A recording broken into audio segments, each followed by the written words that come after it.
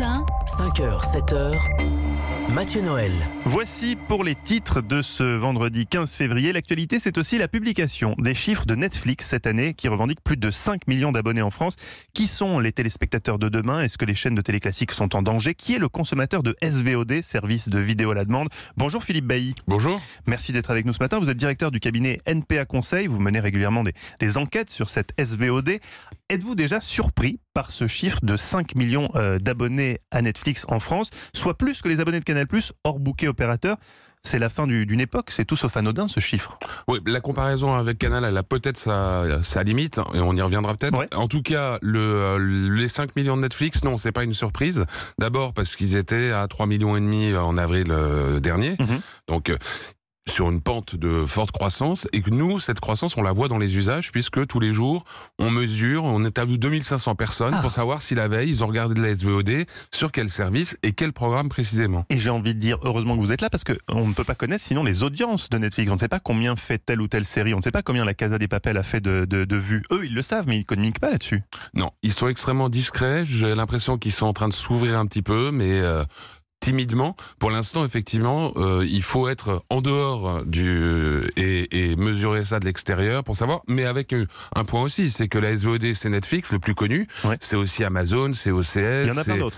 Voilà, il y en a beaucoup d'autres. Et l'avantage du travail qu'on fait, c'est qu'on mesure tout le monde. Alors justement, c'est quoi le poids total de la VOD aujourd'hui en France, au-delà même de Netflix? Alors aujourd'hui, c'est à peu près 3 millions de personnes qui, tous les jours, regardent au moins un programme en SVOD. La moyenne, en fait, elle est plutôt de 3, et qui passe, disons, entre 2 et 3 heures tous les jours à regarder des séries, des films, des documentaires sur la SVOD. Et c'est quoi le profil type d'un consommateur de SVOD? Alors, il y a un an, je vous aurais répondu, c'est vraiment très marqué 15-24, donc les plus jeunes.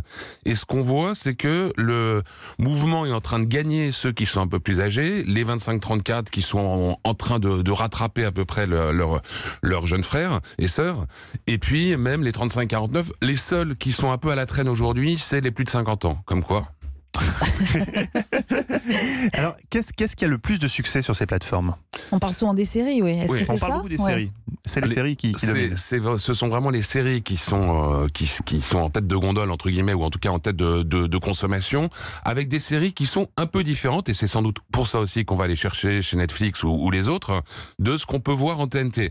Les séries en télé classique, entre guillemets, c'est très concentré sur la comédie et du policier traditionnel, disons. Là, il y a des genres intermédiaires sur Netflix. Du fantastique, de la science-fiction, de la fantasy, du thriller, etc.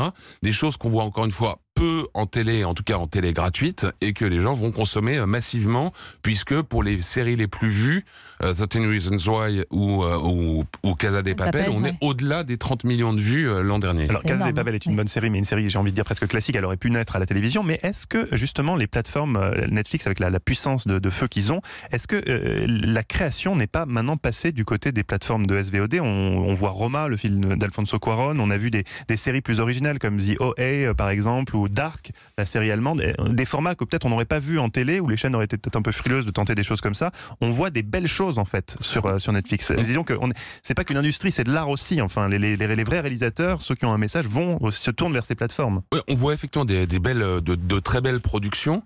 C'est celles qui hier auraient sans doute été financées soit par le cinéma, et par exemple Romain Cuarón a décidé de signer avec Netflix, mais peut-être aussi faute d'alternatives.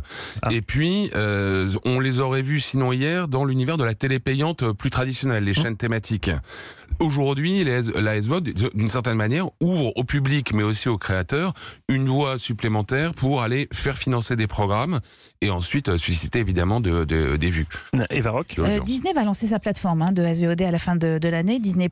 En France, vous le disiez, il y a OCS, il y a Canal+, il y a Amazon.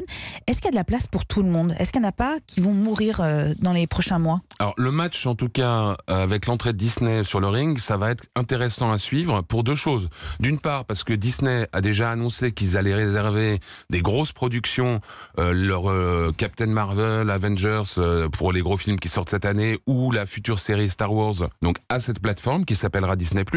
Puis le deuxième mouvement, c'est qu'ils sont en train de retirer certains des films ou des séries qu'ils avaient loués, entre guillemets, à des concurrents SVODistes, ils sont en train de les retirer pour se les conserver. Sécher leur catalogue, quoi, en fait. Hein, ouais. Un peu de ça. En tout cas, demain, il va y avoir un vrai sujet de concurrence entre eux. On verra effectivement s'il y a de la place pour tout le monde et si l'abonné accepte d'additionner finalement les abonnements. C'est ça.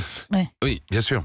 Philippe Bailly, une dernière question toute simple. Vous observez ce monde de l'audiovisuel qui change très vite. On l'a vu avec le boom de Netflix et des autres plateformes. Est-ce que dans 10 ans, Canal+ existera? Ou des chaînes, enfin la télévision telle qu'on la connaît, telle qu'on l'a connue dans les années 2000, est-ce que ça existera encore? Ou est-ce que tout simplement, il n'y aura plus que de la SVOD? Sur Canal, ils sont en train très largement quand même de reprofiler leur offre en mettant beaucoup plus en avant MyCanal, oui. donc de la consommation à la demande, et finalement en devenant eux-mêmes presque une plateforme de SVOD. Et pour le reste, pour les chaînes gratuites, je suis persuadé, mais on va pas trop s'y attarder, on n'a pas le temps, je suis persuadé qu'elles seront toujours là parce qu'elles remplissent un autre besoin, elles répondent à un autre besoin, et puis elles sont gratuites, ce qui... à la fin, n'est quand même pas totalement indifférent. Effectivement. Merci beaucoup Philippe Bailly d'avoir été avec nous. On rappelle que vous êtes directeur du cabinet NPA Conseil.